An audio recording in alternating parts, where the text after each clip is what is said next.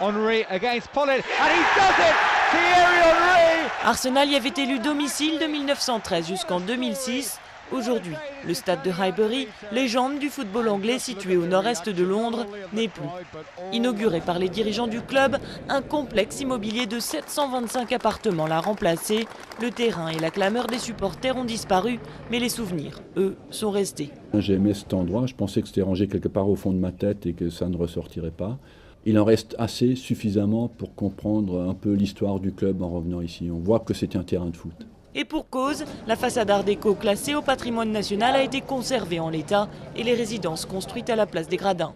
Au milieu, un large espace vert rappelle la pelouse des footballeurs, mais les appartements n'ont pas tous été vendus. Près de 10% d'entre eux sont encore sur le marché, car la récession a refroidi l'enthousiasme des acheteurs malgré le label Arsenal. Aujourd'hui, les premiers prix sont annoncés à près de 270 000 €, mais les négociations vont bon train. J'ai réussi à obtenir le parking gratuitement et j'ai aussi fait baisser le prix d'origine de l'appartement de 75 à 85 000 €. Alors pour redorer l'image du complexe, 3 générations de joueurs d'Arsenal s'étaient donné rendez-vous à Highbury. Parmi eux, Gaël Clichy, qui fait aussi partie de l'équipe nationale de France, Martin Keown et Frank McLintock, qui avait, lui, remporté le doublé Coupe et Championnat d'Angleterre en 1971.